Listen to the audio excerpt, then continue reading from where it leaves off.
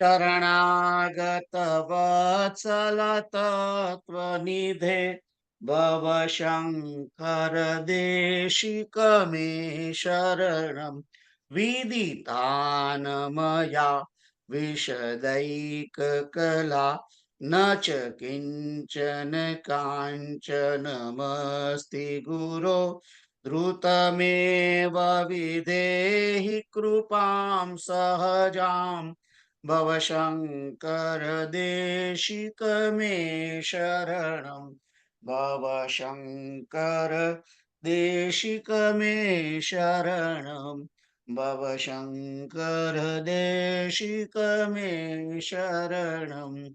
जय सियाराम। જય સિયારામ. તો ગઈ વખતે આપણે 153 શ્લોક સુધી ગયા હતા, બરાબર છે? યા અને જે વિષય ચાલતો હતો ઓરિજિનલ, અને એની અંદર આત્મા અને અનાત્માનો વિવેક, એ સબ્જેક્ટ જે શરૂ થયો 149 થી, અને એમાં વાત એ આવી કે આ જે આત્મા છે એને એની ઉપર તમો ગુણ રૂપી આવરણ આવી ગયું. કારણ કે બુદ્ધિ જે છે એ બુદ્ધિને શક્તિ મળી, એટલે બુદ્ધિએ વિચારવા લાગી, બુદ્ધિએ નિર્ણય કરી દીધો તમો ગુણના કારણે કે હું છું. કારણ કે બુદ્ધિ તો આત્માને જોઈ શકે નહીં, અને એટલે એને થયું કે આ જે આટલી બધી શક્તિ જે મારી અંદર છે, કારણ કે એની નીચે શક્તિ છે, એ શક્તિ ઉપર બેઠેલું છે આ બુદ્ધિ. એટલે એને થયું કે આ શક્તિ મારી છે, એટલે બુદ્ધિએ અહંકાર કરવા લાગી, અને એને કે છે અહંકૃત બુદ્ધિ. અને એ બુદ્ધિનું આવરણ, અહંકૃત બુદ્ધિનું આવરણ થઈ ગયું.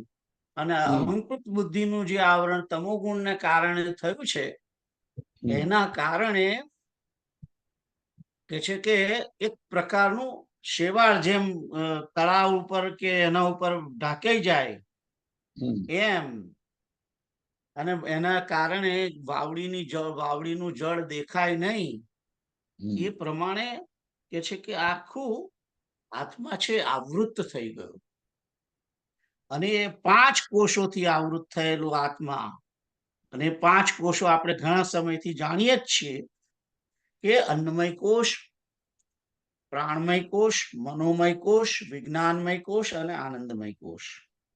એ બધા કોષોની નીચે પેલો આત્મા છે. અને જ્યાં સુધી પૂર્ણ કે છે કે શેવાળ પૂર્ણતયા દૂર જાય તો જ કે છે કે એ જળની પ્રાપ્તિ થાય. અને જળની પ્રાપ્તિ થતાની સાથે જ કે છે કે એને આનંદ સ્વરૂપ પરમાત્મા ભાસવા લાગે છે, એમ કે છે.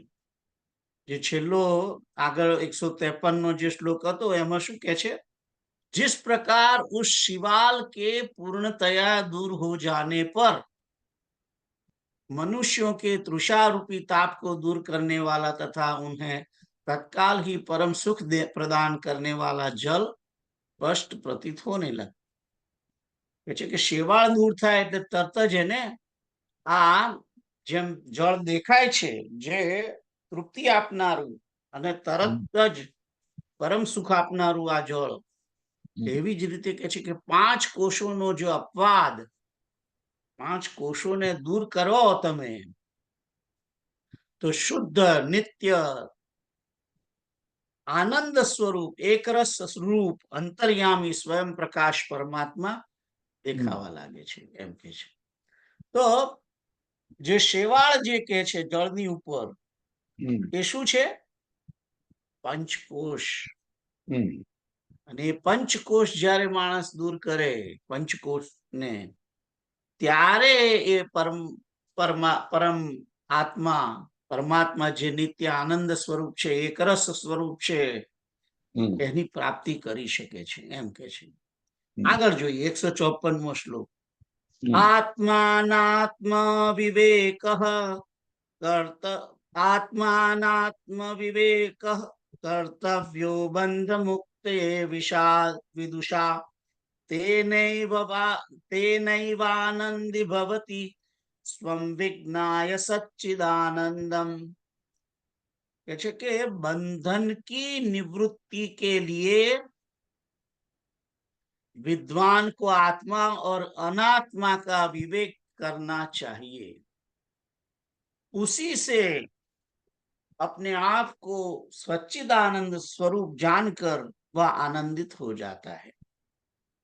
એટલે કે છે કે જો આ બંધનથી નિવૃત્ત થવું હોય, આત્માને બંધન થયું છે એમ એ માની બેઠો છે કે મને બંધન છે, એ બંધન તથાકથિત બંધનને દૂર કરવા માટે વિદ્વાન પુરુષે શું કરવાનું છે? આત્મા અને અનાત્માનો વિવેક કરવો જોઈએ. એટલે આત્મા જે છે અને અનાત્મા એ બે ને છૂટું પાડી અને બને ત્યાં સુધી જીવનની અંદર આત્માનો પક્ષ લેવો જોઈએ, અનાત્મા વસ્તુઓનો પક્ષ ના લેવો જોઈએ. એનું નામ છે વિવેક કરવો. કોઈ પણ વસ્તુની જ્યારે પસંદગી કરવામાં આવે છે ત્યારે માણસ મોટા ભાગે આત્માને બદલે અનાત્માની જ પસંદગી કરે છે. આ મન જે છે એ મન ની સમક્ષ બે વસ્તુઓ આવે છે, શ્રેય અને પ્રેય. શ્રેય વસ્તુ શું છે? આત્મા એ શ્રેય છે અને અનાત્મા એ પ્રેય છે. તો મોટા ભાગે આપણું મન એ શ્રેયને બદલે અનાત્માની જ પસંદગી કરતું હોય છે. તો કે છે કે માણસે શું કરવું જોઈએ? આત્મા અનાત્માનો વિવેક જાગૃત કરવો જોઈએ અને સમજી વિચારીને કોઈ પણ વસ્તુ સમક્ષ, કોઈ પણ પ્રક્રિયા સમક્ષ આવે, કોઈ પણ પ્રસંગ આવે, તે સમયે થોડીક ધીરજ રાખી અને વિચારવું જોઈએ કે આની અંદર કોનું કલ્યાણ છે, આત્માનું કલ્યાણ છે કે નહીં. અને જો એમ લાગે કે આ વસ્તુથી આત્માનું કલ્યાણ નથી, તો એ પ્રસંગને ટાળવા પ્રયત્ન કરવો અથવા તો ટાળી દેવો અને કોઈ પણ પ્રયત્ન કરીને. કારણ કે અનાત્મ વસ્તુઓ જે છે એ આપણને પ્રિય તો લાગશે, પ્રિય તો લાગશે, પણ એનાથી શ્રેય નહીં થાય. કલ્યાણકારી વસ્તુ શું છે? તો જેનાથી આત્માની પ્રાપ્તિ થાય એ જ કલ્યાણકારી વસ્તુ છે. અને જેના વડે આત્માની પ્રાપ્તિ થાય એવો વિવેક જાગૃત કરી અને એની પસંદગી કરીને, એની પસંદગી કરવી આત્માની કલ્યાણ અર્થે, એનું નામ જ વિવેક જાગૃત કરવો. અને આવી રીતે કે છે કે પોતે જ પોતાના આત્માને સચ્ચિદાનંદ સ્વરૂપ જાણીને કે છે કે આનંદિત થઈ જાય છે. જીવ જ્યારે જાણે છે કે હું જીવાત્મા છું, હું દેહ નથી, હું પરમાત્માનો પુત્ર છું, હું ઈશ્વરનો અંશ છું, હું નિત્ય પરમાત્માનો દાસ છું, આ રીતે જાણે છે પોતાને, ત્યારે એ હંમેશા આનંદને અનુભવે છે એમ કે છે. તો આ 154 નંબરનો જે શ્લોક છે એના વિશે તમે આગળ વાંચો.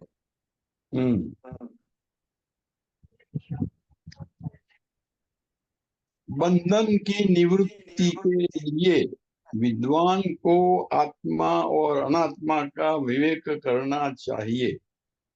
उसी से अपने आप को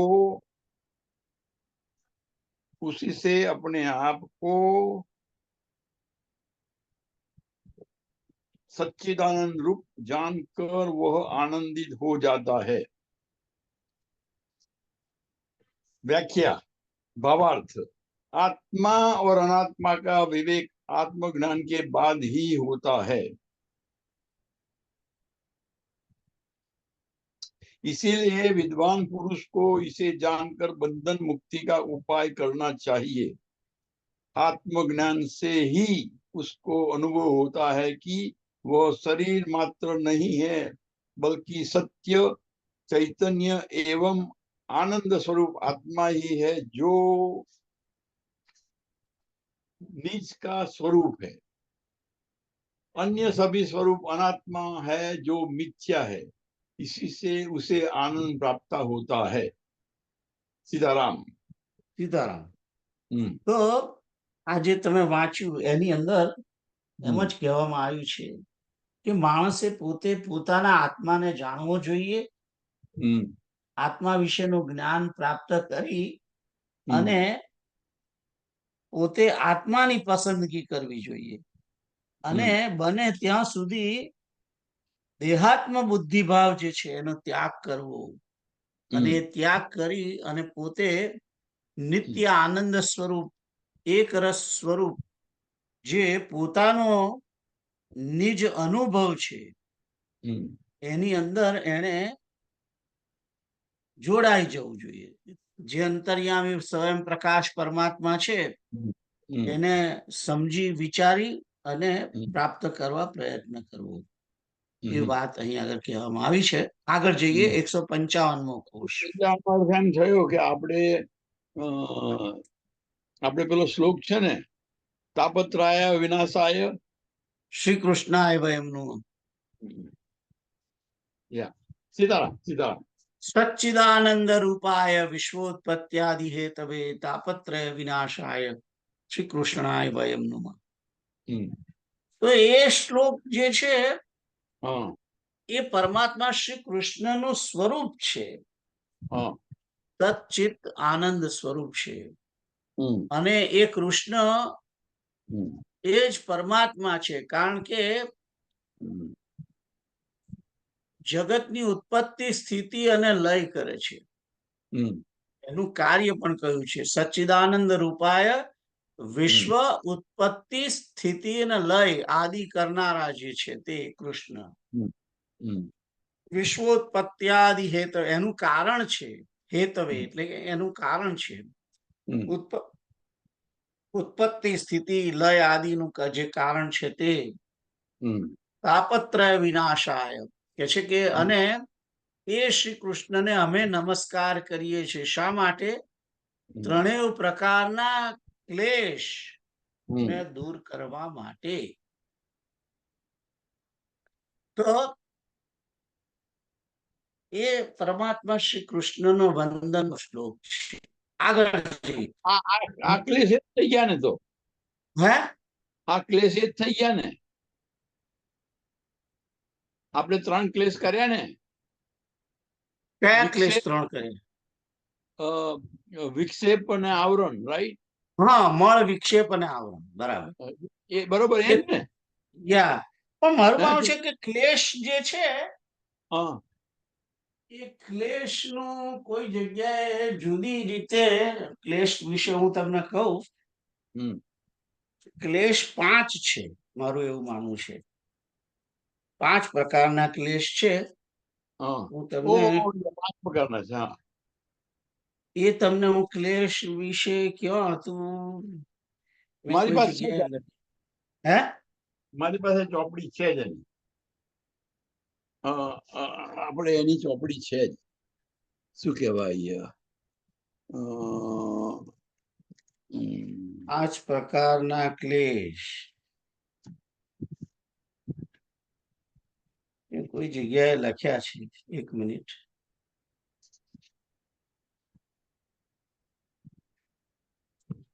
જો મારી પાસે યોગ દર્શન છે જ. યોગ દર્શનમાં હોવા જ જોઈએ, રાઈટ?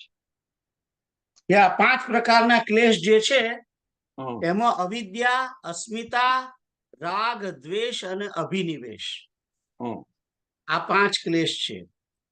અવિદ્યા હમ એટલે કે માણસે પોતે હમ અવિદ્યાનો શિકાર થયો છે, તે હમ અજ્ઞાન. હમ અસ્મિતા એટલે અહંકાર, એની અંદર અહંકારને કારણે પણ ક્લેશ છે. હમ જીવાત્માને ક્લેશ કયા કયા જુદા જુદા ક્લેશ છે તેની વાત છે. કે અવિદ્યાને કારણે ક્લેશ છે, અહંકારને કારણે ક્લેશ છે, રાગને કારણે ક્લેશ છે, દ્વેષને કારણે ક્લેશ છે, અને અભિનિવેશ. અભિનિવેશ એટલે કે મૃત્યુનો ભય. હમ એટલે મૃત્યુનો ભય રાખવાની તો જરૂર ક્યાં છે, કારણ કે જીવ ક્યાં મરે છે. હમ એટલે એ તો જ્ઞાન વડે તમારું થાય. અવિદ્યાનો ક્લેશ છે એ પણ જ્ઞાન વડે થાય. હમ અસ્મિતા એટલે કે અહંકાર, હમ એ ક્લેશને દૂર કરવા માટે માણસે વિચારવું જોઈએ કાયમ કે અહીં આગળ કશું મારું નથી. હમ આ જે બધું છે એ બધું જ પરમાત્માનું છે, હમ અને એના માટે મારે કોઈ અહંકાર કરવાનું કારણ નથી. હમ બીજું, રાગ થાય છે એ પોતાના સંબંધીઓમાં અને પોતાની વસ્તુઓની અંદર થાય છે. હમ તો જ્યારે માણસ પોતે પોતાના જીવાત્મા સમજે છે હમ અને પોતે આત્મ સ્વરૂપ છે, તો પછી દેહના કોઈ સંબંધો એને લાગતા નથી.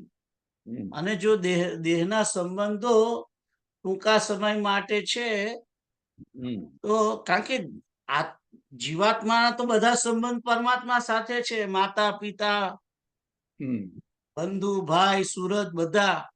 હમ એટલે આ દેહના સંબંધો એ બધા સાચા નથી એમ સમજી અને દેહના સંબંધીઓનો ની જોડે રાગ હમ રાખવો નહીં. અથવા તો કોઈ આપણને વિષયોની પ્રાપ્તિ કરાવનાર છે એટલા માટે એની જોડે રાગ છે, એ પણ કારણ કે વિષયો પણ જડ છે, અને વિષયોથી તો દેહની પુષ્ટિ ને દેહની સંતુષ્ટિ થાય છે, આત્માની થતી નથી. હમ આ રીતે રાગને દૂર કરવાનો. અને દ્વેષ, કોની સાથે દ્વેષ કરવું? જ્યાં સર્વત્ર વસ્તુ અને વ્યક્તિની અંદર મારો પરમાત્મા, મારો ઈશ્વર, મારો માતા, મારો પિતા કૃષ્ણ મોજૂદ છે, સર્વત્ર એ જ છે, તો પછી મારે કોની જોડે દ્વેષ કરવાનો રહે છે? જેમ પેલા કે છે ને કાગભૂષુંડી, નિજ પ્રભુમય દેખહી કેહિસન કરહી વિરોધ. એમ સમજી અને દ્વેષને પણ નાશ કરવાનો છે. તો આ 5 પ્રકારના ક્લેશ એને સમજણ પૂર્વક કાઢવાનું, એની વાત હતી. આ તો તમે ક્લેશની વાત કરી, તમને કહ્યું. ના, એટલે આપણે આ ચેપ્ટરમાં આપણે 3 જ વસ્તુ કરી, રાઈટ? પણ એકચ્યુઅલી ક્લેશ તો 5 છે. આપણે પહેલી વાત તમે સમજો, ક્લેશ 5 છે. આ મળ, વિક્ષેપ અને આવરણ ક્લેશ નથી. એ કારણ બતાવ્યું છે કે શા માટે, કેવી રીતે આ જીવાત્મા અને અનાત્મા, જીવાત્માને અનાત્મ વસ્તુઓની અંદર મોહ થયો છે, એનું કારણ છે આવરણને કારણે, વિક્ષેપને કારણે અને મળને કારણે. ખ્યાલ આવ્યો? બરોબર. આગળ જઈએ. મુંજાદિશિકામિવ દ્રશ્ય વર્ગાત પ્રત્યંચમાત્માનમસંગ ક્રિયમ વિવિચ્ય તત્ર પ્રવિલાપ્ય સર્વમ તદાત્મનાતિષ્ઠતિ સ યહ સમુક્ત. जो पुरुष अपने असंग और अक्रिय प्रत्यगात्मा को मुंज में से सिंक के समान दृश्य वर्ग से पृथक करके सबका उसी में लय करके आत्म भाव में ही स्थित रहता है, वही मुक्त है. થોડું કોમ્પ્લેક્સ વાક્ય છે, પણ એને ટુકડે ટુકડે જો કરીને તમે સમજો હમ. તો સમજાય એવું છે. હું એની વ્યાખ્યા વાંચી લઉં આપણે. વાંચો. हाँ, संसार बंधन से मुक्ति के लिए किसी विशेष क्रिया कांड तप आदि की आवश्यकता नहीं है, बल्कि संसार में जितना भी दृश्य वर्ग है उससे अपना ध्यान खींचकर केवल आत्मा को ही अपना वास्तविक स्वरूप समझकर उसी में निरंतर स्थित रहना ही मुक्ति है। इसी प्रक्रिया से समस्त बंधन टूट जाते हैं तथा अपने स्वरूप का ज्ञान हो जाता है। બરાબર. હવે ચાલવા દો તમારે. તો કે છે કે આ પ્રપંચ, પેલું તો એક વસ્તુ અહીં કહ્યું છે, મુંજ મેં સે સિંક કે સમાન. મુંજ એટલે ઘાસ. એ ઘાસમાંથી તમારે સિંક એટલે મારું માનવું છે કે કુશા થાય. અને કે છે કે એ કુશાને સાવધાનીથી તોડવાની, જેથી પોતાની આંગળીમાં વાગે નહીં અને લોહી ના નીકળે. એવી રીતે સાવધાની પૂર્વક બરાબર ધીમેથી એને એક તો મૂંઝમાંથી છૂટી પાડવાની, દૂર બરાબર જોઈને, અને એને પકડીને કાઢી નાખો. એને પકડીને એને જ ઉખાડી નાખો, એને હાથમાં લઈ લેવાની અને એને તોડીને આપણી જોડે રાખવાની. એમ કે છે કે આખું જગત જે છે એ દ્રશ્ય વર્ગ છે. આખું બધું ચિત્ર છે ને આપણી સમક્ષ. મારી પત્ની, મારો પુત્ર, મારા છોકરાઓ, મારા છોકરાની વહુઓ, બધા મિત્રો, જે આપણું ફ્રેન્ડ સર્કલ છે, જે આપણને ઉપયોગી છે, સાચા સમયે કામમાં લાગે એવા જે વ્યક્તિઓ પણ છે, બધા જ તમામ, એ જોબ પર હોય કે ઘેર હોય કે ગમે તે જગ્યાએ આપણા મિત્રો જે છે, બધા સગા સંબંધીઓ, મિત્રો, પરિવાર જેવા છે, બધા એ બધા ની અંદરથી શું શોધવાનું છે? અસંગ અક્રિય પ્રત્યેગાત્માને શોધી કાઢવાનું છે. એની આપણી નજર જે છે એ નજર સમક્ષ જે દેહ દેખાય છે, પુત્રનો કે પત્નીનો કે ભાણિયાનો કે ભાઈનો કે માતા પિતાનો જે દેહ દેખાય છે, એમાંથી એનો આત્માની દ્રષ્ટિએ કરવાની છે. એને જોઈએ ત્યારે આપણી દ્રષ્ટિ એના આત્મા તરફ હોવી જોઈએ, કે જે આત્મા અસંગ છે, ક્રિય છે. સામે જે દેખાય છે એમાં પ્રત્યેક આત્મા કો, સામેની વસ્તુના દ્રશ્ય વર્ગમાંથી એની અંદર રહેલો આત્મા છે, એને તમારે પકડવાનું છે, એનો લક્ષ્ય રાખવાનું છે. એની અંદર આપણો જીવાત્મા એમ સમજે કે એની અંદર એ પરમાત્મા રહેલો છે. એની અંદર રહેલો જે આત્મા છે એ મારું સ્વરૂપ છે. મારી અંદર જે આત્મા છે એ જ આત્મ તત્વ એની અંદર પણ છે. આ રીતે, અને જેવી રીતે હું અસંગ છું, અક્રિય છું, એમ એ પણ અસંગ છે, એ આત્મા પણ અસંગ છે, અક્રિય છે. અને આવી રીતે બધાનો લય એ પરમાત્માની અંદર કરવાનો છે. અને એ રીતે બધાનો લય પરમાત્માનો કરવાનો એટલે કે એની અંદર રહેલો આત્મા પણ પરમાત્માનું જ સ્વરૂપ છે, અને મારી અંદર રહેલો આત્મા પણ પરમાત્માનું સ્વરૂપ છે. એ રીતે એ આત્મભાવની અંદર લય કરવાનો અને એમ જ સ્થિર રહેવાનું, એ મુક્તિ છે. એને જ મુક્તિ કહે છે કે માણસ 24/7 સર્વની અંદર આત્માનું દર્શન કરે. અને જે કઈ જીવાત્મા આપણી સમક્ષ આવે છે, કૂતરો, બિલાડી કે કીડી કે મંકોડો કે મચ્છર કે જે કઈ, એ સર્વની અંદર આત્મદ્રષ્ટિ રાખે અને એની અંદર રહેલા આત્માને પ્રણામ કરે, એની રહેલા આત્માનો આદર કરે પરમાત્માની જેમ. અને એની અંદર જ એ આત્મા એ પરમાત્મા જ છે, વિશુદ્ધ. ભલે એની આજુબાજુ 5 કોષ છે, બરાબર છે, પણ 5 કોષની અંદર તો વિશુદ્ધ આત્મા જ છે એ. અને વિશુદ્ધ આત્મા એ પરમાત્માનું સ્વરૂપ છે. આ રીતે સમજવું. અને સર્વત્ર સર્વદા, 2 શબ્દ, સર્વત્ર અને સર્વદા પરમાત્મ ભાવ રાખવું, એનું નામ મુક્તિ. બસ, ધેટ્સ ઓલ. સિમ્પલ વસ્તુમાં કહ્યું મેં તમને.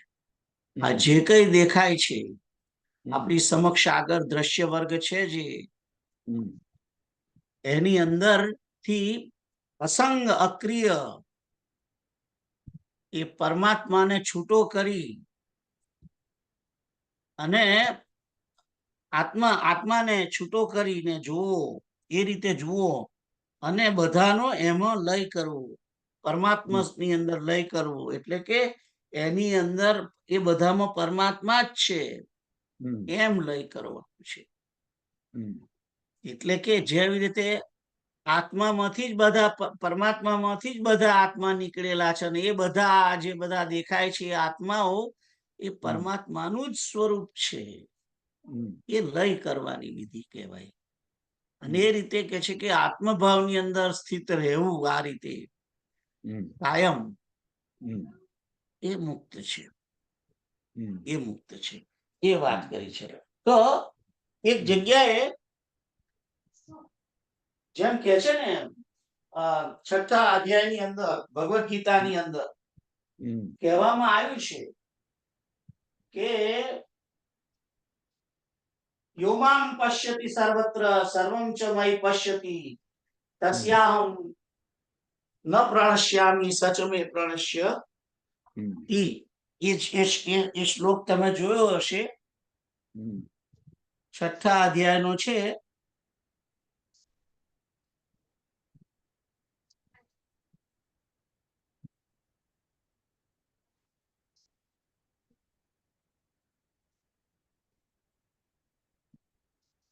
ત્રીસમો શ્લોક.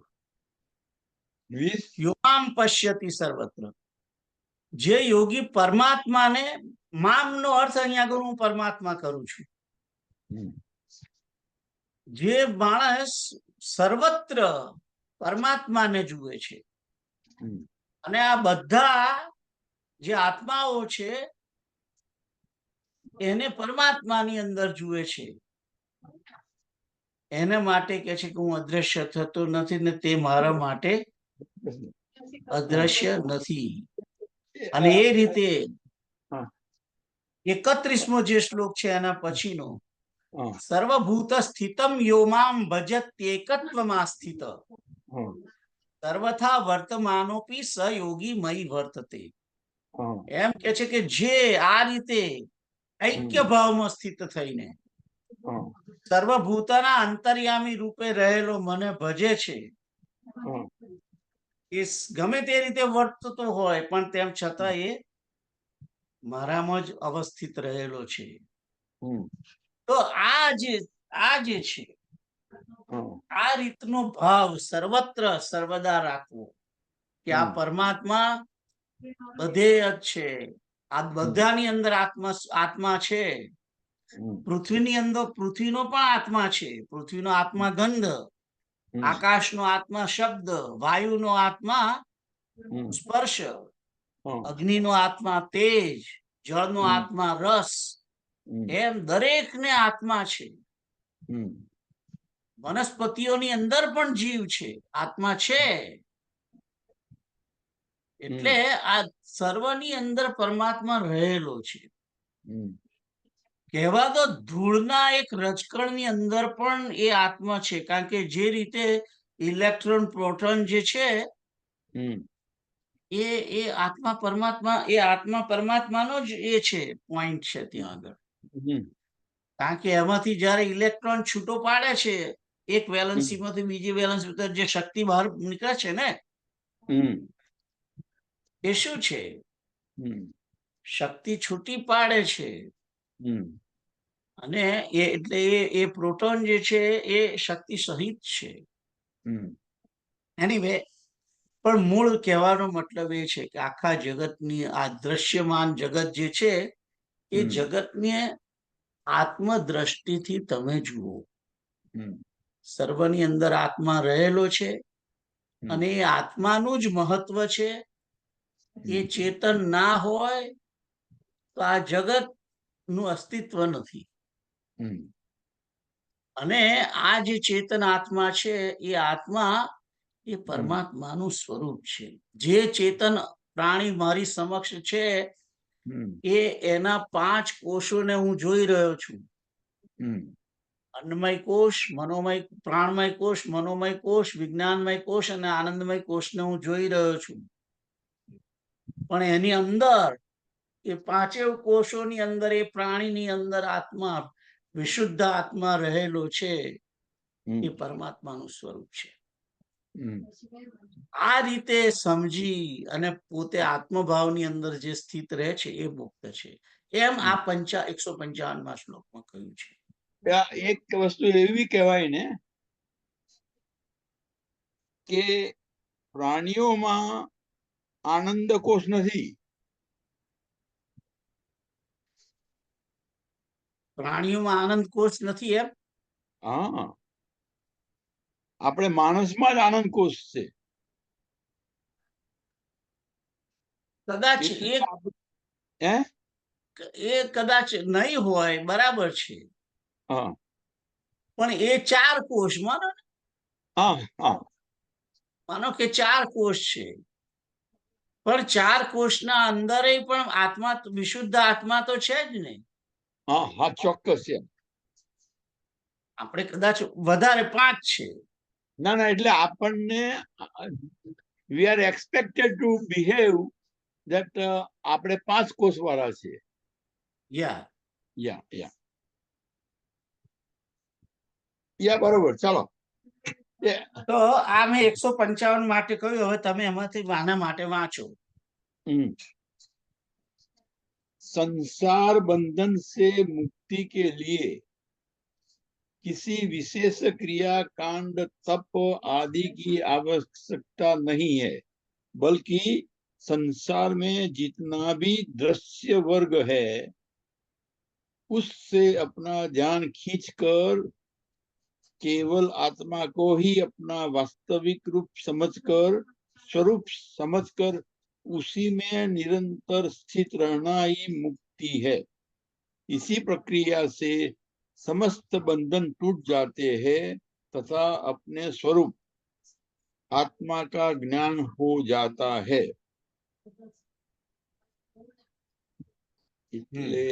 એટલે માઇક છે એને બાજુ પર રાખો અને રામકૃષ્ણ હરી કરો. That's right, absolutely right. તો આગળ જઈએ. એમાં પેલું સમજાયું નથી નીચે બધું? ના, એમાં સમજાયું નથી. આટલું જ હતું. અચ્છા, આગળ જઈએ. તો આગળનો જે સબ્જેક્ટ છે અન્નમય કોષ, ફરીથી આવ્યો. હોય છે. હે હોય તો 2-4 લીટી જ હોય છે. અન્નમય કોષ. દેહો યમન્ના ભવનોન્નમયસ્તુ કોશઃ ચાનેન જીવતી વિનશ્ય. દેહો યમન્ન ભવનોન્નમયસ્તુ કોશ. હા, 2 મિનિટ આપો. 1 મિનિટ. હરે કૃષ્ણ કૃષ્ણ કૃષ્ણ હરે હરે, હરે રામ રામ રામ હરે હરે, હરે કૃષ્ણ કૃષ્ણ કૃષ્ણ હરે હરે, હરે રામ રામ રામ હરે. તો અહીંયા આગળ 156 નંબરનો જે શ્લોક છે ત્યાંથી અન્નમય કોષનું વર્ણન શરૂ થાય છે. અને દેહોયમન્ન ભવનોન્નમયસ્તુ કોશઃ ચાનેન જીવતી વિનશ્યતિ તત્વિહીન ત્વક્ચર્મ માંસ રુધિરાસ્થિ પુરીશરાશિર નાયમ સ્વયં ભવતી ભવિતુર્મહતી નિત્ય શુદ્ધ. બહુ સચોટ વાત કહી છે અહીંયા આગળ. अन्न से उत्पन्न हुआ यह देह ही अन्नमय कोश है, जो अन्न से ही जीता है और उसके बिना नष्ट हो जाता है. यह त्वचा, चर्म, मांस, रुधिर, अस्थि और मल आदि का समूह स्वयं नित्य शुद्ध आत्मा नहीं हो सकता. બહુ ચોખ્ખી વાત કરી છે. દેહોયમ અન્ન ભવનો અન્નમયસ્તુ કોશઃ, કે છે કે આ દેહ અન્નથી જ ઉત્પન્ન થયો છે અને આ દેહ જ અન્નમય કોષ છે એમ કે છે. અને એ દેહ જીવે છે શાના કારણે? અન્નથી જ જીવે છે અને એના વિના નષ્ટ થઈ જાય છે. એટલે જુઓ, જે કહેવામાં આવ્યું છે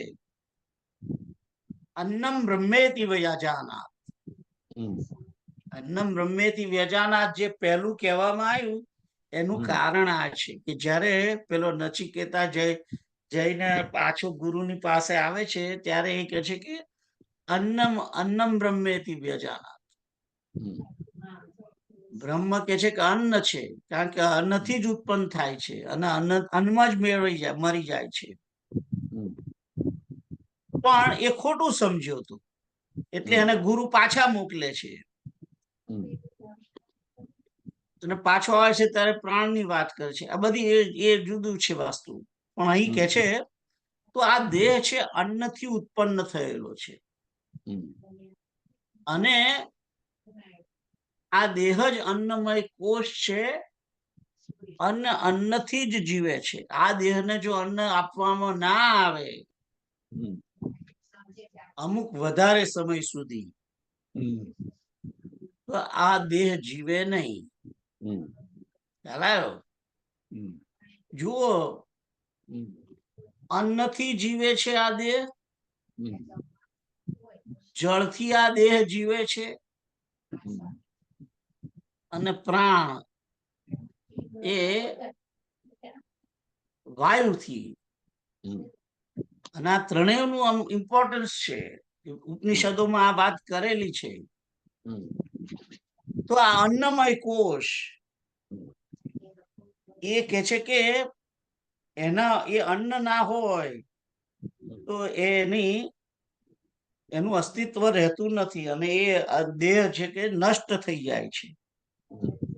અને એ અન્નમય કોષમાં શું શું છે?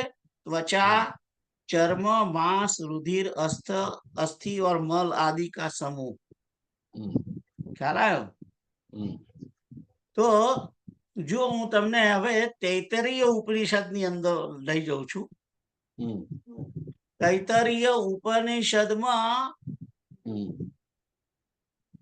જે બીજી વલ્લી છે એ બીજી વલ્લીનો ચોથો અનુવાક એની અંદર શું કે છે?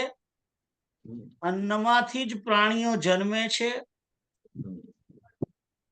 અન્નમાંથી જ જન્મેલા પ્રાણીઓ અન્ન વડે જ વૃદ્ધિ પામે છે. આ બીજા અનુવાકમાં છે. ઓકે, સોરી, બીજો અનુવાક. અન્ન પ્રાણીઓનો ખોરાક છે અને પ્રાણીઓ તે અન્નનો ખોરાક છે. અન્ન પ્રાણીઓનો ખોરાક છે અને પ્રાણીઓ અન્નનો ખોરાક છે. એટલે કે આ પ્રાણીઓ મરી જાય ત્યારે એનો દેહ જે કોવાઈ જાય અને અર્થમાં મળી જાય પૃથ્વી તત્વની અંદર, ત્યારે એ અન્નનો ખોરાક બની જાય છે. અદ એટલે કે ખાવું, એના ઉપરથી અન્ન કહેવાય છે. અન્નના રસથી હે તૈતરીય ઉપનિષદ બીજી બલ્લી અને કયું? બીજી વલ્લી બીજો અનુવાદ ચાલે છે. હા, ઓકે. અન્નના રસથી ઘડાયેલા શરીર રૂપ આ આત્મા કરતા જુદો અને અંદર રહેલો આત્મા પ્રાણમય છે. આ પ્રાણમય આત્મા વડે જ અન્નમય આત્મા ભરેલો છે. એ આત્મા પણ મનુષ્યના આકારનો જ છે. અન્નમય આત્માના મનુષ્ય આકાર પ્રમાણે જ એનો પણ મનુષ્ય આકાર છે. પ્રાણ તેનું માથું છે, વ્યાન જમણું પાસું છે, અપાન ડાબું પાસું છે, આકાશ આત્મારૂપ છે, એ બધું કયું છે. પણ હવે ત્રીજો અનુવાદ એની અંદર શું કે છે? અન્નમય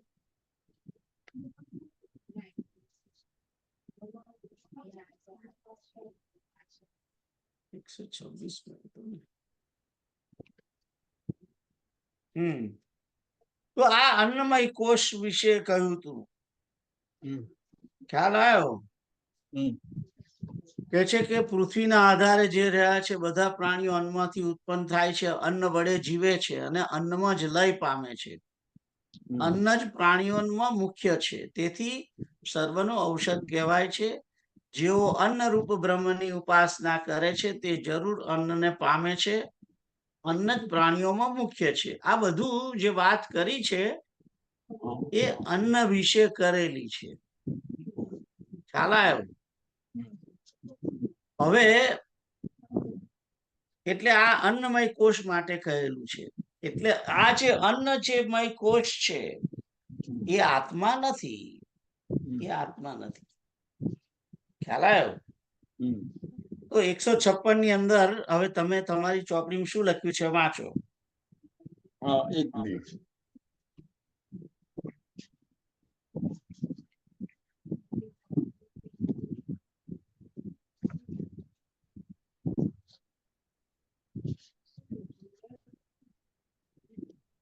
ફરી પાછો શબ્દાર્થ વાંચું છું.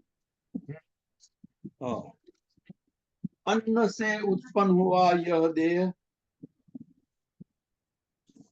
ही अन्नमय कोश है, जो अन्न से ही जीता है और अन्न उसके बिना नष्ट हो जाता है. यह त्वचा, चर्म, मांस, रुधिर, अस्थि और मल आदि का समूह स्वयं नित्य शुद्ध आत्मा नहीं है, नहीं हो सकता. भावार्थ: आत्मा ही एकमात्र नित्य शुद्ध वो चेतन है जो 5 कोशों में आवृत है, जो सभी अनात्म है,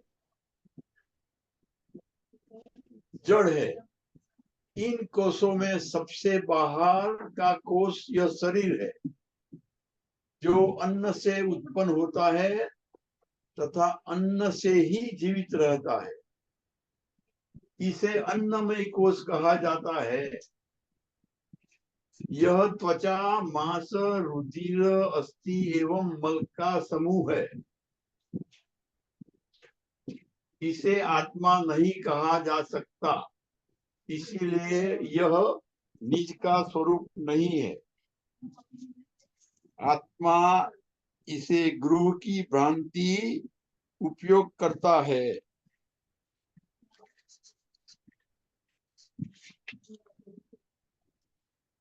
ઓકે, બસ આટલું જ છે. એટલે આ તો ક્ષેત્ર ક્ષેત્ર થયું. ક્ષેત્ર ક્ષેત્રજ્ઞની જ વાત છે એકચ્યુઅલી. હા, આગળ જોઈએ. પૂર્વૈર્જનૈરપि મૃતૈરપि નાયમસ્તિ જાત ક્ષણં ક્ષણગુણોય નિયત સ્વભાવઃ નૈકો જડશ્ચ ઘટવત પરિદ્રશ્યમાનઃ સ્વાત્મા કથમ ભવતિ ભાવ વિકારવેત્તા यह जन्म से पूर्व और मृत्यु के पश्चात भी नहीं रहता। क्षण में जन्म लेता है, क्षणिक गुण वाला है और अस्थिर स्वभाव है। अनेक तत्वों का संघात जड़ और घट के समान दृश्य है। फिर यह भाव विकारों को जानने वाला अपना आत्मा कैसे हो सकता है? तो कहे छे के आ जन्मना पहला देहનું કોઈ અસ્તિત્વ હોતું નથી, અન્નમય કોષનું, અને મૃત્યુ થઈ જાય છે પછી પણ આ દેહ રહેતો નથી, દેહ તરત નાશ પામે છે। અને કહે છે કે क्षण में जन्म लेता है। જ્યારે જન્મ લે છે આ દેહ ત્યારે અમુક ટાઈમમાં જ તરત જ એમને કઈ બહુ લાંબુ વાર નથી લાગતી। એ ક્રિયા જે જન્મ લેવાની ક્રિયા છે ક્ષણિક છે, એમ થોડા સમય માટે જ છે, અને ક્ષણિક ગુણ વાલા હે, એની અંદર કોઈ ગુણ પણ નથી, થોડા સમય માટે જ એની અંદર ગુણ હોય છે, અને અસ્થિર સ્વભાવ છે। એટલે કે આ અન્ન જે છે એ સવારે બનાયેલું હોય, જે અન્ન સવારે બન્યું હોય એ જો 96 ડિગ્રી ટેમ્પરેચર હોય તો સવારે બનાવેલી ખીચડી એ બપોરે સાંજ પડતા પહેલા એ ઉતરી જાય છે ને, તો એનાથી આ બનેલો દેહ છે। ટેલ યુ ટ્રુથ,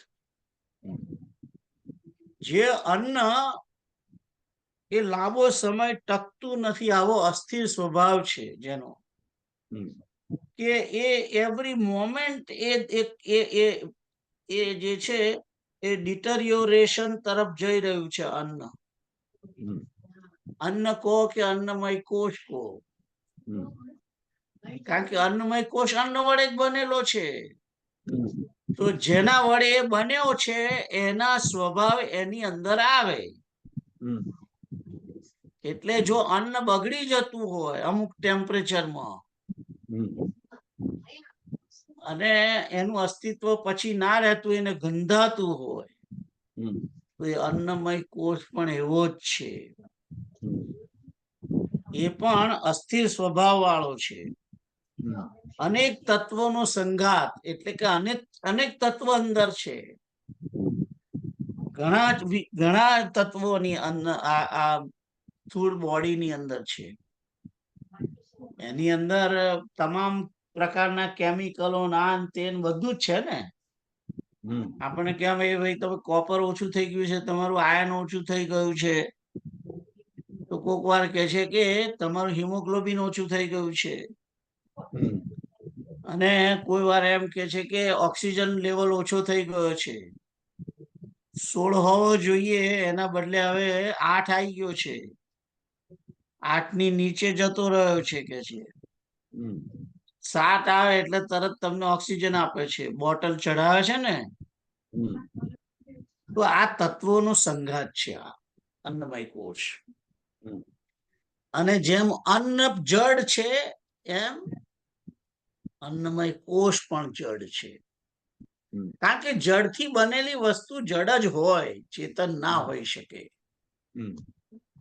બીજું ઘટકે સમાન દ્રશ્ય હોય છે, જેમ ઘડો હોય એ ઘડાની અંદર તમે અન્ન ભર્યા કરો અને ઉપરથી સીવી લો, એમ કે છે કે આ દેહ ચામડી વડના કોથળીની અંદર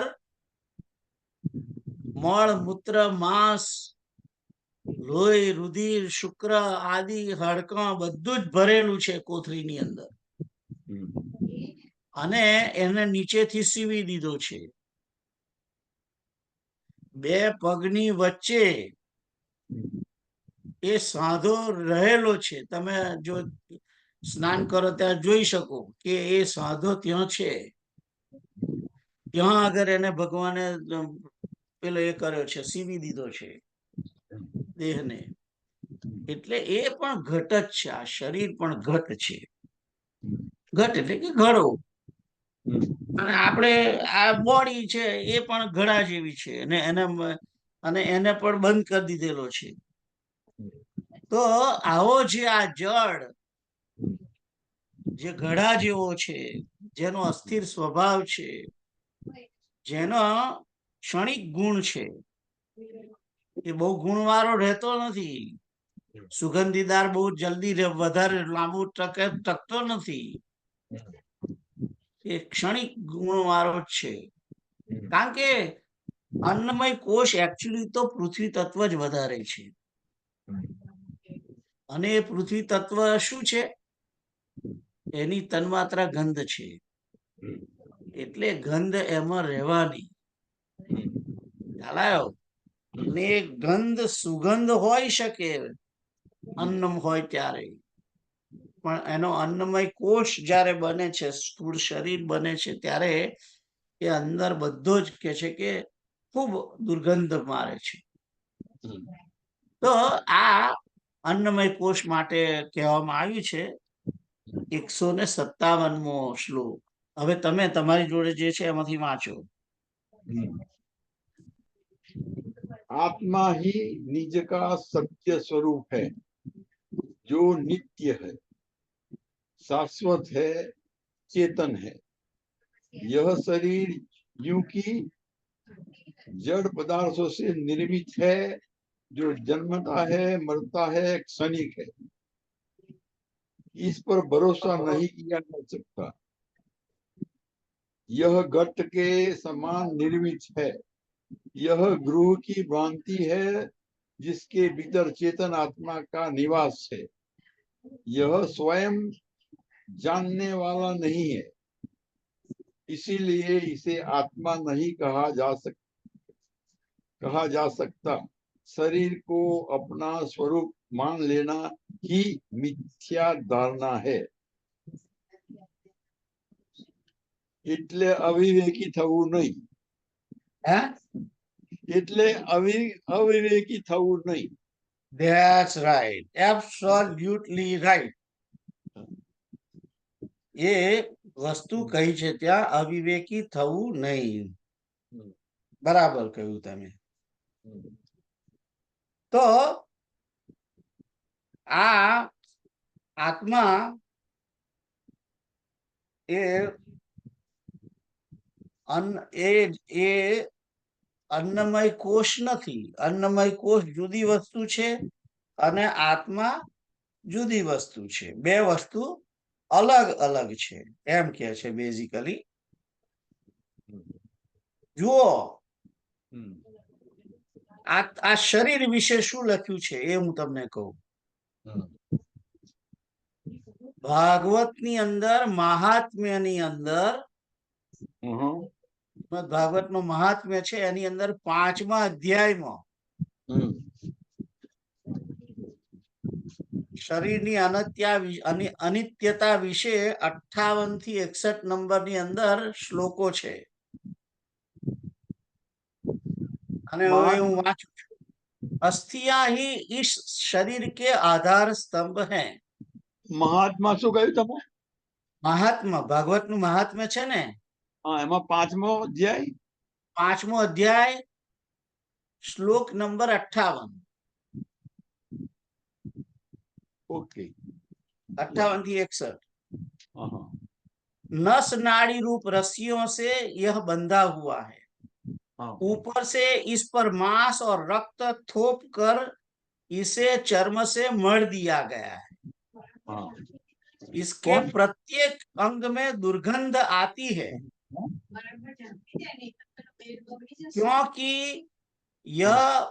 क्योंकि है तो यह मल मूत्र का भांड ही. एक मिनट सीताराम. राम कृष्ण गोविंद जय जय गोविंद, हरे राम हरे हरे, हरे राम राम राम हरे हरे। तो કે છે કે इसके प्रत्येक अंग में दुर्गंध आती है, क्योंकि यह मल मूत्र का भांड ही है। वृद्धावस्था और शोक के कारण यह परिणाम में दुखमय ही है। रोगों का तो घर ही ठहरा। यह निरंतर किसी न किसी कामना से पीड़ित रहता है, इसकी कभी इसकी तृप्ति नहीं होती। इसे धारण किए रहना भी एक भार ही है। इसके रोम रोम में दोष भरे हुए हैं और नष्ट होने में इसे एक क्षण भी नहीं लगता। अंत में यदि इसे गाड़ दिया जाता है तो इसके कीड़े बन जाते हैं। कोई पशु खा जाता है तो यह विष्ठा बन जाता है, और अग्नि में जला दिया जाता है तो भस्म की ढेरी हो जाती है। ये तीन ही इसकी गति हैं। ऐसे अस्थिर शरीर से मनुष्य अविनाशी फल देने वाला काम क्यों नहीं बना लेता। जो अन्न प्रातः काल पकाया जाता है वह सायंकाल तक बिगड़ जाता है। फिर उसी के रस से पुष्ट हुए शरीर की नित्यता कैसी। ચોખ્ખું કહ્યું છે ને કે સવારે બનાવેલું ખાવા સાંજે બગડી જાય છે, તો એ અન્નથી બનેલો આ દેહ એની નિત્યતા કેટલી એમ કે છે। તો આ બધું મેં તમને જે અન્નકોશ છે એના વિશે તમને કહ્યું। હવે તમે તમારી જોડે જે ચોપડી છે એમાંથી આ 158 માટે કંઈક વાંચો।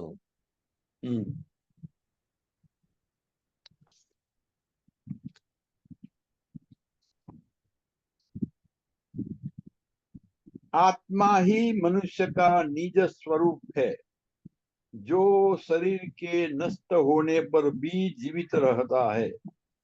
शरीर के अंग भंग होने पर भी तथा उसके नष्ट होने पर भी मनुष्य सूक्ष्म। તમે hello hello hello hello sorry, તમારે 157 માટે વાંચવાનું છે। ओके એની ओके ઉપરનો या आत्मा ही निज का सत्य स्वरूप है, जो नित्य है, शाश्वत है, चेतन है। यह शरीर यूं की जड़ पदार्थों से निर्मित है तथा जन्मता है, मरता है, क्षणिक है। इस पर भरोसा नहीं किया जा सकता। यह घट के समान निर्मित है। यह गृह की भ्रांति है जिसके भीतर चेतन आत्मा का निवास है। यह स्वयं जानने वाला नहीं है, इसीलिए इसे आत्मा नहीं कहा जा सकता। शरीर को अपना स्वरूप मान लेना ही मिथ्या धारणा है। આપણે શું છે? બ્રહ્મ સત્ય જગત મિથ્યા લાગે નહીં હે? અત્યારે આ અન્નમય કોષ વિશે આપણે વાંચી રહ્યા છીએ। આગળ જોઈએ 158મો શ્લોક। પાણીપાદાદિમાન દેહો નાત્મા વ્યંગેપી જીવનાત तत्शक्त्यैकरनाशाच्च न नियम्यो नियामकः। यह हाथ पैरों वाला शरीर आत्मा नहीं हो सकता, क्योंकि उसके अंग भंग होने पर भी अपनी शक्ति का नाश न होने के कारण पुरुष जीवित रहता है, इसके सिवा जो शरीर स्वयं शासित हैं वह शासक आत्मा कभी नहीं हो सकता। तो અહીં એમ કે છે કે આ હાથપગ વાળો જે શરીર છે એ આત્મા ન હોઈ શકે. કેમ? કારણ કે છે કે આ શરીરની અંદર કોઈ વસ્તુ પડી ભાગી જાય છે, તૂટી જાય છે, એનાથી કઈ આખું શરીર કઈ નાશ નથી પામતું, એની શક્તિ નાશ નથી પામતી. હાથ તૂટી જાય તો હાથ ના કામ કરે, પણ શરીર તો કામ કરે છે. પગ તૂટી જાય તો પગ પણ એના વગર બી શરીર રહે છે. એવી એટલે કે છે કે આ શરીર જે છે એ જીવતું રહે છે એનું કારણ શું છે? પેલો અંદર રહેલો આત્મા છે. અને કે છે કે આ શરીર સિવાયનું જે કોઈ બીજું એક વસ્તુ છે, જો શરીર સ્વયં શાસિત હે, આ શરીર ઉપર કોકનું શાસન ચાલે છે, એવું આ શરીર ક્યારેય શાસક આત્મા ના બની શકે. કે છે કે એ કોઈ દિવસ શાસક નહીં બની શકે, કારણ કે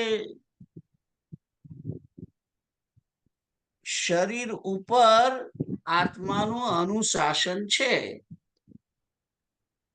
એવું જે આ શરીર છે એ કોઈ દિવસ અનુશાસન ના કરી શકે, એમ કે છે. ખ્યાલ આવ્યો તમને? કે છે કે આ શરીર કોના કારણે છે? આત્માને કારણે છે. આત્મા છે એટલે શરીર છે.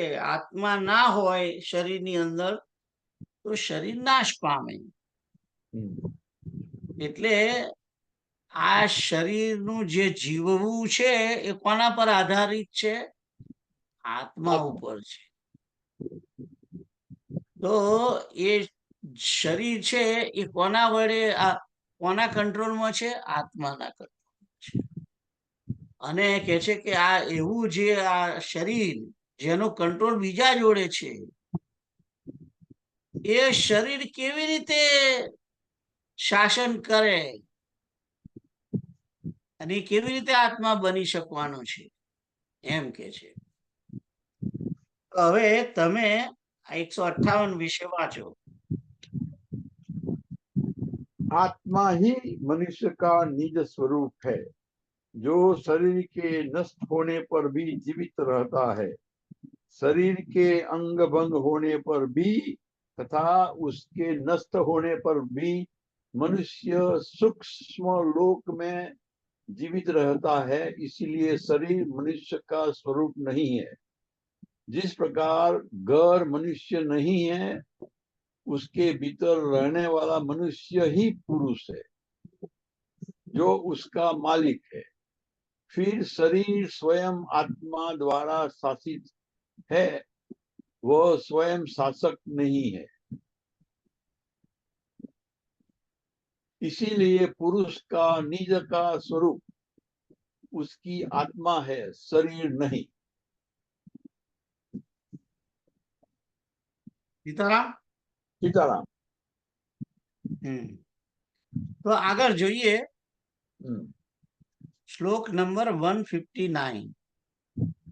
देह तद्धर्म तत्कर्म तत् अवस्थादि साक्षिण स्वत एव स्वतः सिद्धम तद्वै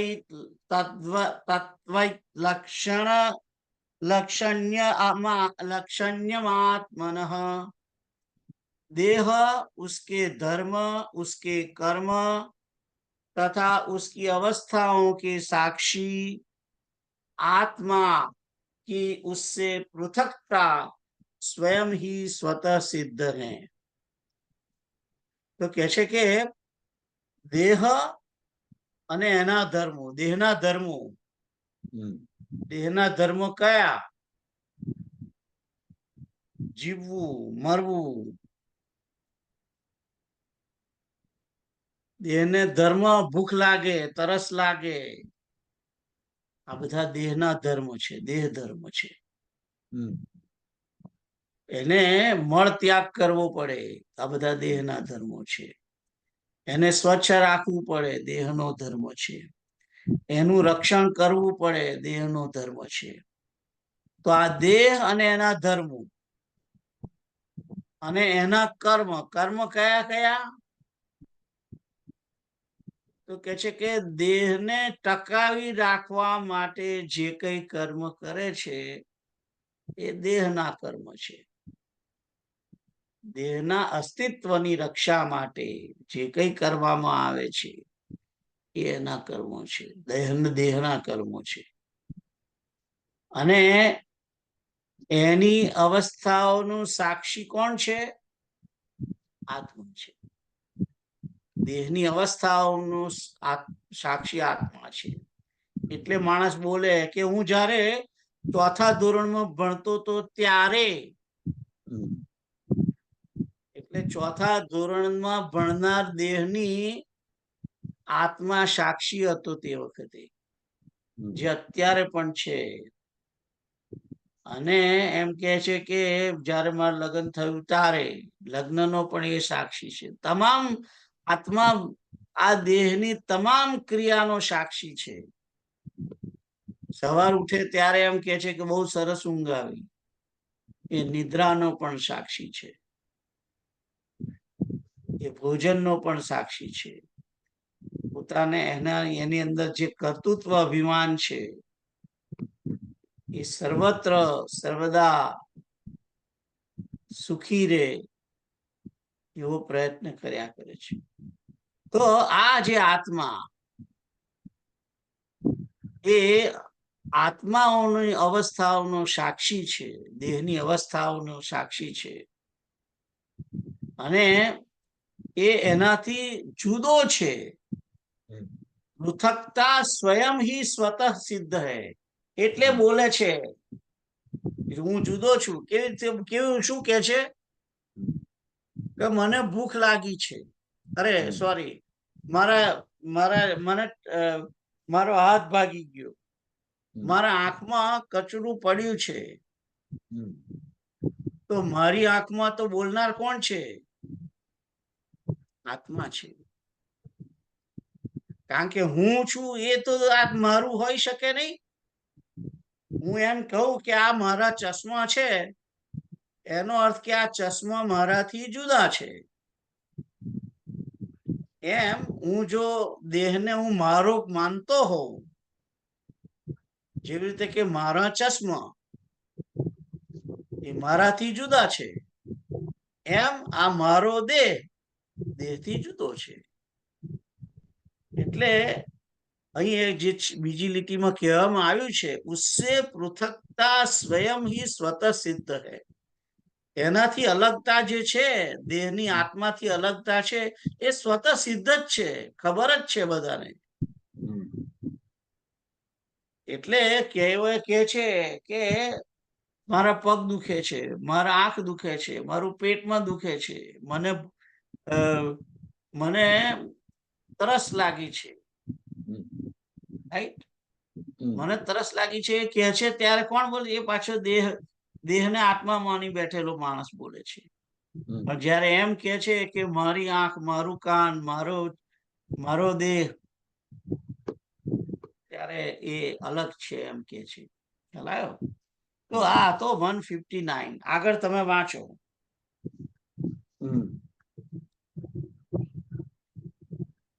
इस प्रकार देखा जाए तो आत्मा इस देह से सर्वथा भिन्न तत्व है, जो स्वयं चेतन होने से इस शरीर, उसके धर्म एवं उसके कर्म आदि सबका साक्षी है. इसीलिए इस जड़ शरीर को अपना स्वरूप नहीं मानना जा सकता. आत्मा ही मनुष्य का स्वस्वरूप है. सीताराम. તો આગળ જોઈએ 160 નંબરનો શ્લોક. કુલ્ય રાશિમાન સલિપ્તો મલ પૂર્ણોતિ કશ્મલઃ કથમ ભવેદયં વેત્તા स्वयं एतत् विलक्षण। हड्डियों का समूह, मांस से लिथड़ा हुआ और मल से भरा हुआ यह अति कुत्सित देह अपने से भिन्न अपना जानने वाला स्वयं कैसे ही हो सकता है? स्वयं ही कैसे हो सकता है? કહે છે કે આ દેહ હાડકાનો સમૂહ છે, એની આજુબાજુ માંસ લપેટેલું છે અને મળથી ભરેલો છે. આવો કુત્સિત ખરાબ દેહ, અને કહે છે કે अपने से भिन्न जानने वाला. હું કહું છું ને કે મારો દેહ, એ જ્યારે હું મારો દેહ કહું છું ત્યારે ચોખ્ખું જ કહી દઉં છું કે મારાથી ભિન્ન છે. એ હું કેવી રીતે બની શકે એમ કે છે. જે મારાથી અલગ છે, જે મારું છે તે હું ના બની શકે એમ કે છે. હું જ્યારે એમ કહું કે મારા ચશ્મા, તો મારા ચશ્મા હું નથી, આ ચશ્મા હું નથી એમ. એમ મારો દેહ, તો મારો દેહ જે છે એ અલગ છે મારાથી, હું નથી, એ હું નથી એમ. ખ્યાલ આવ્યો? તો એ વસ્તુ અહીં કહેવામાં આવી છે 160. તમે વાંચો આગળ.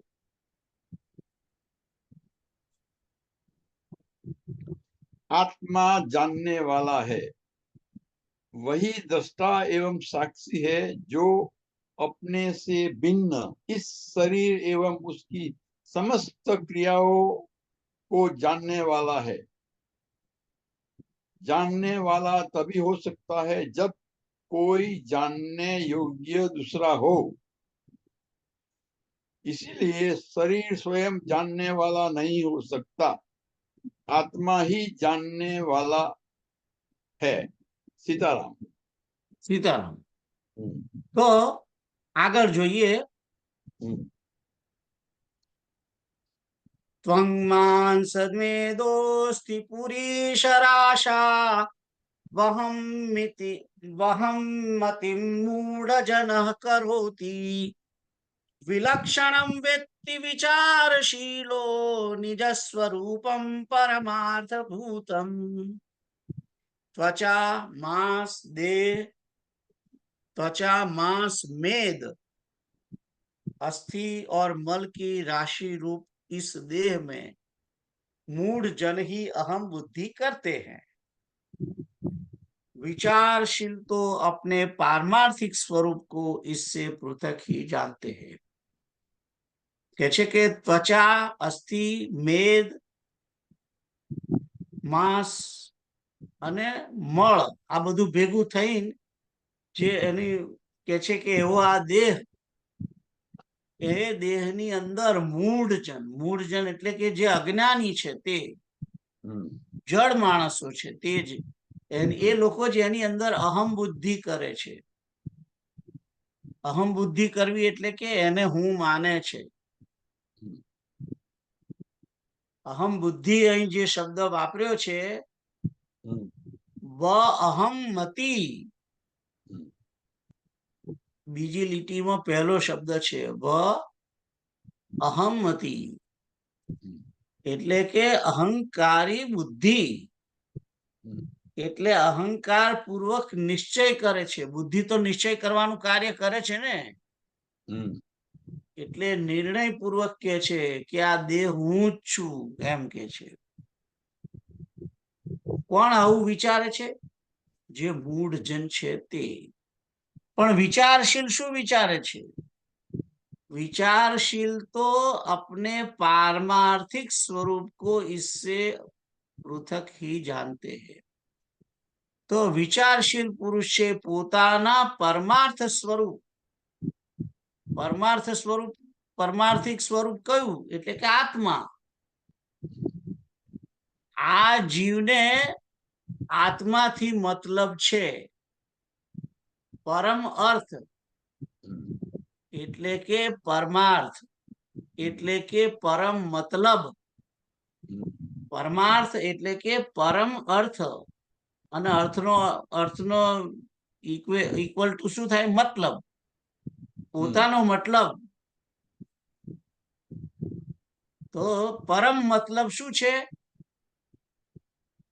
કે હું દેહ નથી. આ પારમાર્થિક સ્વરૂપ, પરમ મતલબનું સ્વરૂપ કયું છે? દેહ છે? ના, પરમ મતલબનું સ્વરૂપ તો આત્મા છે. તો એ આત્મા છે એ જુદો છે, જુદો જ છે એમ કે છે. એ આ શરીર નથી, શરીર નથી. એ આત્મા જુદો છે. આપણા અંદર રહેલો જે આત્મા છે તે અલગ છે દેહથી, એમ કહેવા માંગે છે. તો હવે તમે એના વિશે વાંચો. 161 સોરી.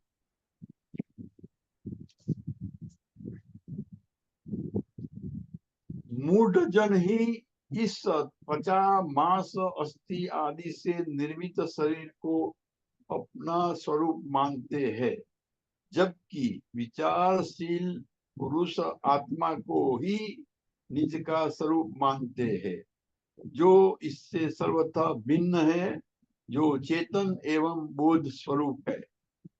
सीताराम. जड़ चेतन. આગળ 162 નંબરનો શ્લોક હવે વાંચીએ.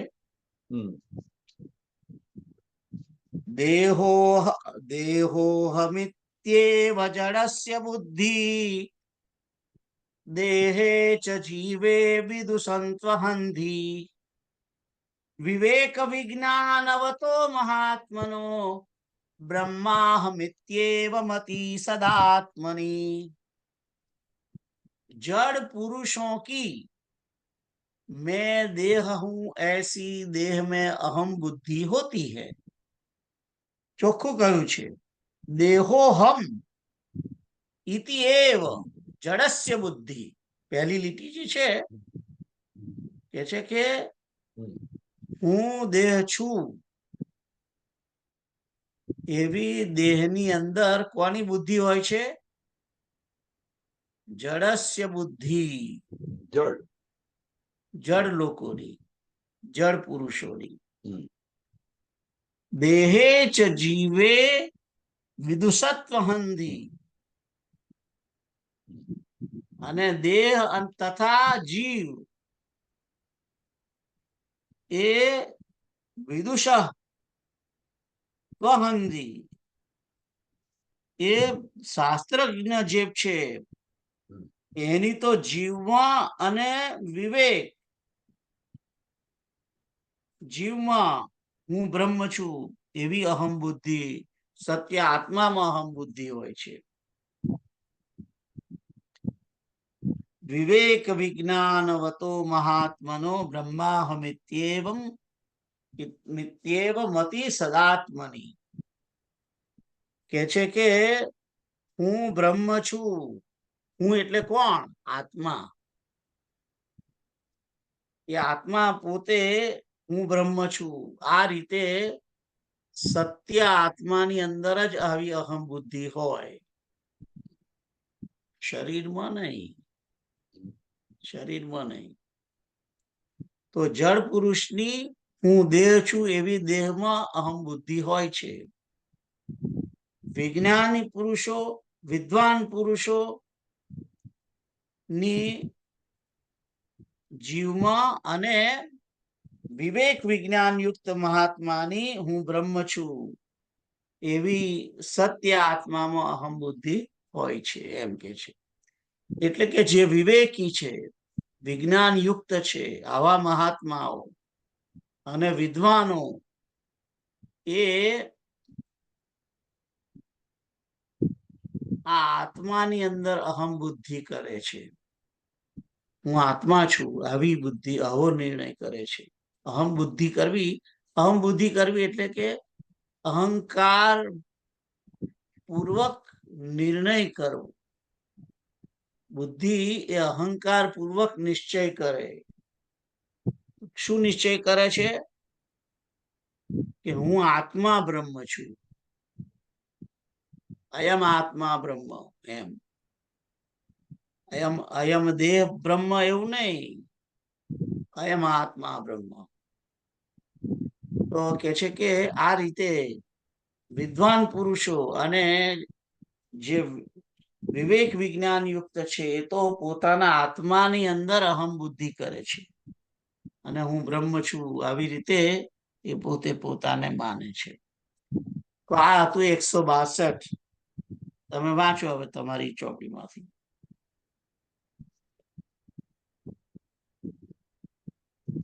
शरीर जीव एवं आत्मा में भिन्न भिन्न व्यक्ति भिन्न भिन्न अहम बुद्धि रखते हैं.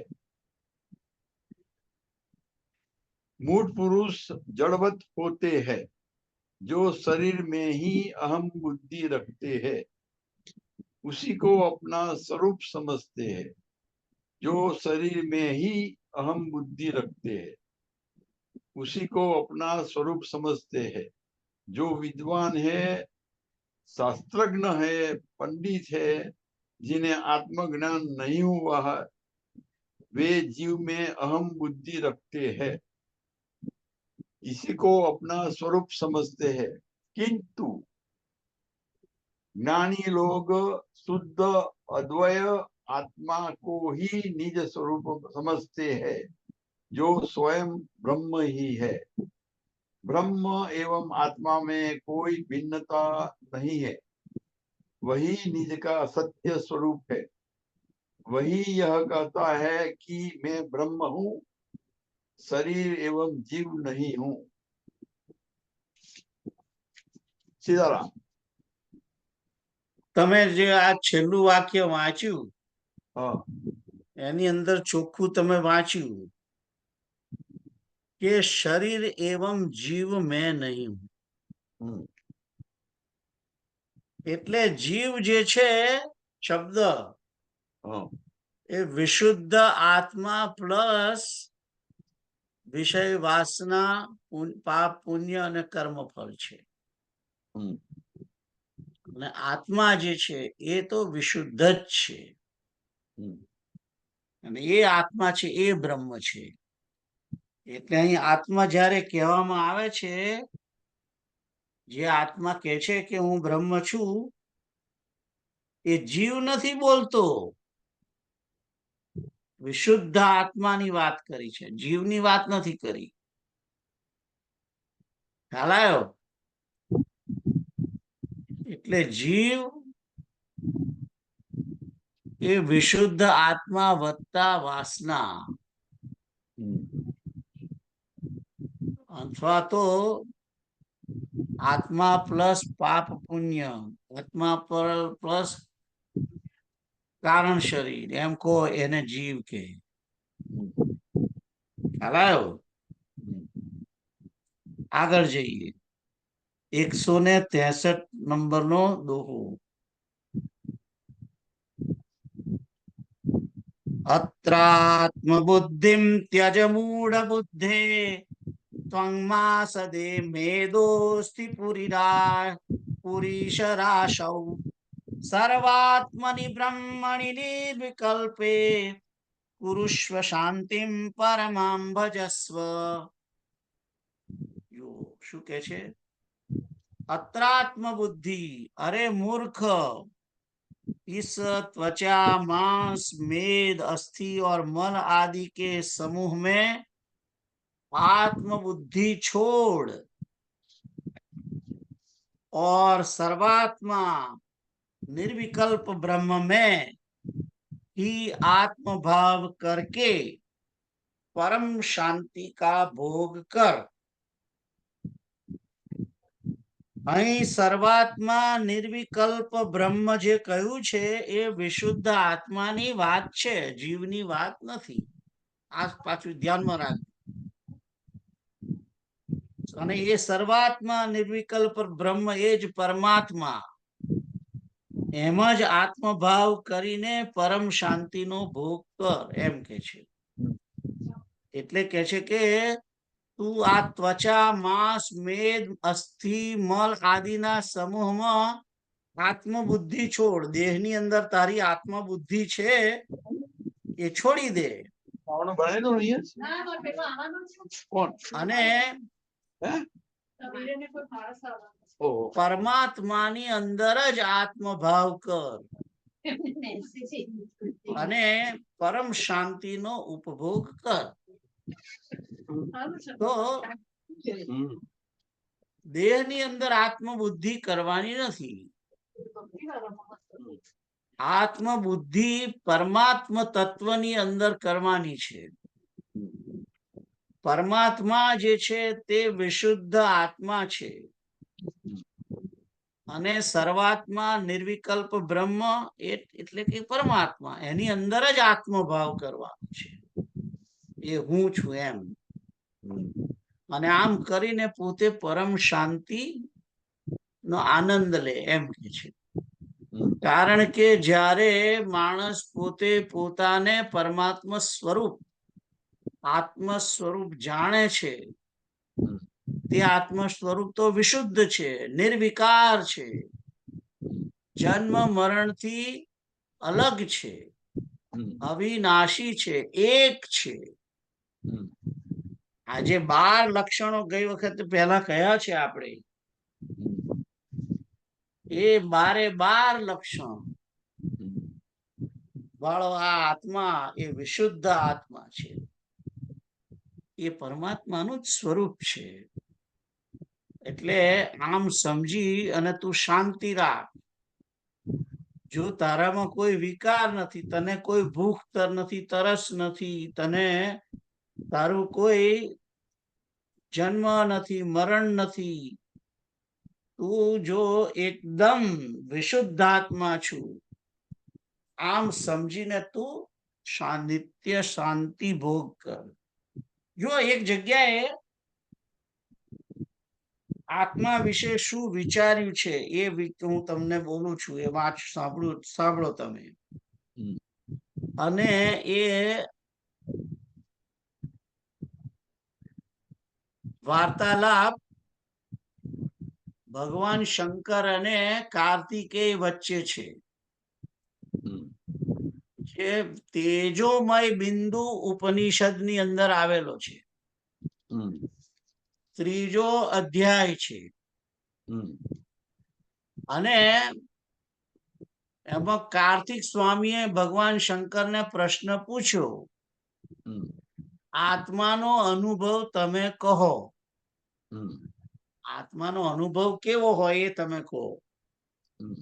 ત્યારે પરમ શિવ બોલ્યા, હું પરબ્રહ્મ સ્વરૂપ છું, હું પરમ આનંદ સ્વરૂપ છું, હું કેવળ જ્ઞાન રૂપ છું, હું કેવળ પરમ પરમાત્મા છું, હું કેવળ શાંતિ રૂપ છું, શાંત રૂપ છું, હું કેવળ ચૈતન્યમય છું, હું કેવળ નિત્ય રૂપ છું, હું કેવળ શાશ્વત સનાતન છું, હું કેવળ સત્વ રૂપ છું,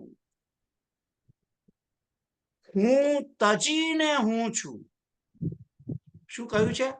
હું તજીને હું છું, એટલે કે અહંકાર વિનાનો હું છું એમ. હું સર્વથી રહિત સ્વરૂપ વાળો છું, હું ચિદાકાશમય છું, હું કેવળ તુરીય સ્વરૂપ છું, હું કેવળ તુરીયથી પર છું,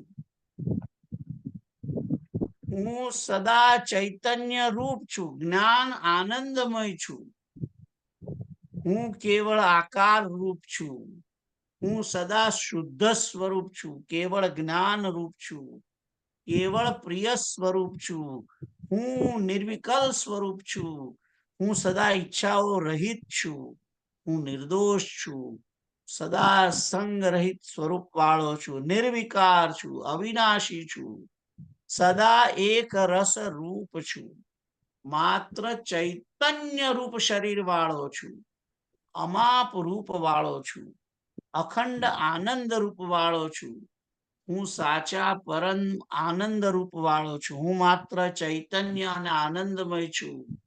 અંતરના આંતરિક રૂપ વાળો છું. હું વાણી તથા મનનો અવિષય છું. હું આત્માનંદ સ્વરૂપ છું. હું સદા સત્ય આનંદ છું.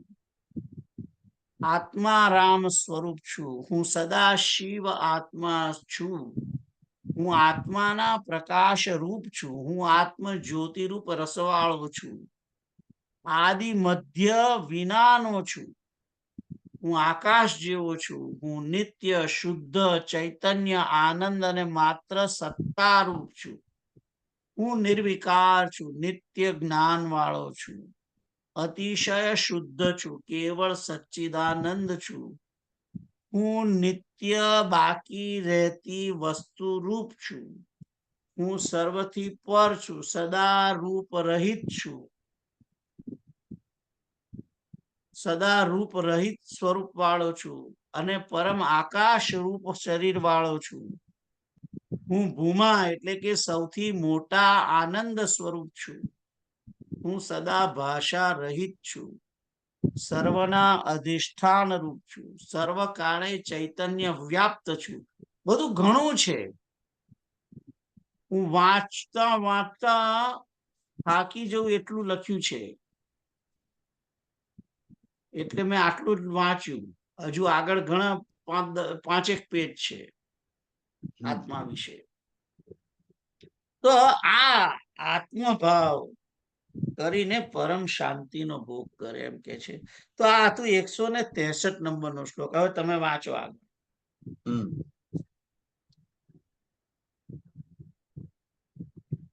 पहला शब्दार्थ वांचू। अरे मूर्ख, इस त्वचा मांस मेद अस्थि और मलादि समूह में आत्म बुद्धि छोड़ और सर्वात्मा निर्विकल्प ब्रह्म में ही आत्म भाव करके परम शांति का भोग कर। भावार्थ, शरीर में आत्म बुद्धि रखने वाले अर्थात इसको अपना स्वरूप समझने वाले मूढ़ पुरुष को चाहिए कि इस शरीर को अपना स्वरूप न मानकर केवल उस चेतन आत्मा को ही अपना स्वरूप समझे जो सभी का आत्मा है, परमात्मा है एवं निर्विकल्प ब्रह्म ही है। इसी ज्ञान से उसे परम शांति प्राप्त होगी। सीताराम। સીતારામ. આગળ 164 નંબરનો શ્લોક વાંચું છું. દેહેન્દ્રિયાદા ભ્રમોદિતામ વિદ્વાન હંતામ ન જહાતિ યાવત તાવન્ન યસ્યાસ્તિ વિમુક્તિ વાર્તા અપ્યસ્ત્વેષ वेदांत नयांत दर्शी। जब तक विद्वान असत देह और इंद्रिय आदि में ब्रह्म से उत्पन्न हुई अहंता को नहीं त्यागता, तब तक वह वेदांत सिद्धांतों का पारदर्शी क्यों न हो, उसे उसके मोक्ष की कोई बात ही नहीं है। बहु मोटी बात કરી દીધી છે કે છે કે ગમે તેટલો મોટો વિદ્વાન હોય, એ વિદ્વાન પણ અસત દેહ, આ દેહ કેવો છે? અસત છે. અસત નો અર્થ અનિત્ય. સત એટલે કે નિત્ય. સત નો અર્થ નિત્ય કેમ છે?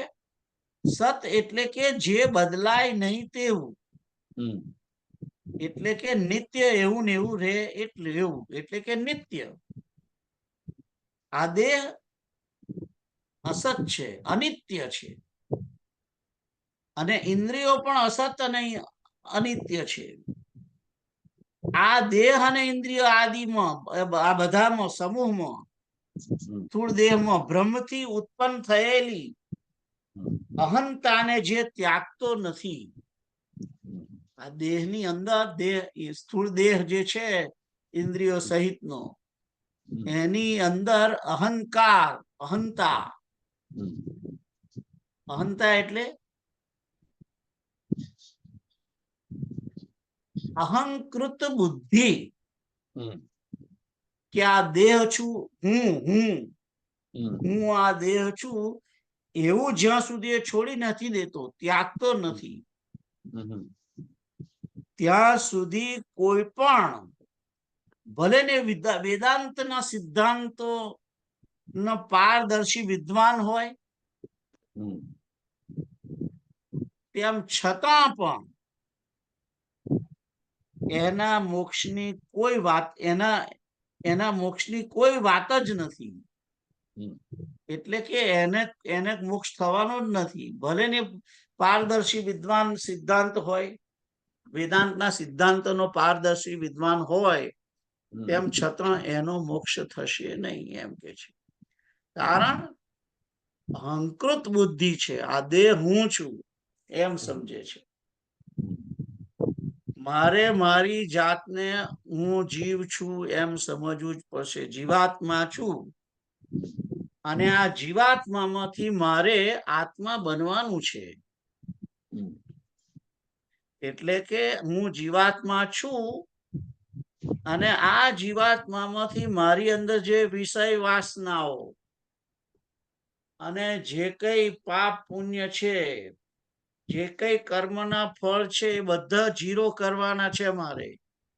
એ જીરો થાય ત્યારે જ હું વિશુદ્ધ આત્મા અને પરમાત્મા સ્વરૂપ બની શકું. આ ચોખ્ખી વાત છે. એટલે પહેલું તો દેહ બુદ્ધિ, દેહમાં જે અહંકૃત બુદ્ધિ છે એ કાઢવાની છે. એ નીકળશે એટલે ઓટોમેટિક માણસ જ્યારે પોતાની જાતને જીવ અથવા આત્મા સમજવા માંડે છે, ત્યારે ઓટોમેટિક આ દેહ અને દેહના જો સંબંધીઓ, દેહની જોડે બંધાયેલા જે કઈ સંબંધીઓ છે, એ બધાની અનિત્યતા સમજાશે. અને એ અનિત્યતા સમજાય પછી જ માણસ મોક્ષ તરફ પ્રગતિ કરી શકશે. આ ચોક્કસ વાત છે. તો હવે તમે 164 માટે વાંચો. मोक्ष प्राप्ति की इच्छा रखने वाला विद्वान को चाहिए कि वह इस असत शरीर को ब्रह्म से अपना स्वरूप समझता है, उसे इस ब्रह्म का त्याग करके उस आत्मा को ही अपना स्वरूप समझे, जो नित्य आनंद स्वरूप एवं स्वयं ब्रह्म ही है। केवल शास्त्रज्ञ होने, वेदांत वाक्यों की रट लगाते रहने की हम ब्रह्मास्मि सर्व कल विदम ब्रह्म अयात्मा ब्रह्म आदि से मोक्ष की प्राप्ति नहीं हो सकती। मैं शरीर नहीं हूँ, इससे भिन्न आत्मा हूँ, ऐसी अहंता के उत्पन्न होने से ही मोक्ष प्राप्ति होती है। ચોખ્ખું લખ્યું છે. परिवाजू जरी केवल शास्त्र होने, वेदांत वाक्यों की रट लगाते रहने की आदि से मोक्ष की प्राप्ति नहीं हो सकती। मैं शरीर नहीं हूँ, इससे भिन्न आत्मा हूँ, ऐसी अहंता के उत्पन्न होने से ही मोक्ष प्राप्ति होती है। शरीर को अपना स्वरूप मानना एवं इसी के रक्षण पोषण में लगे रहना ही मोक्ष प्राप्ति में बाधा है। પેલું આગલું વાક્ય જરી અટપટું લાગે છે, નહીં?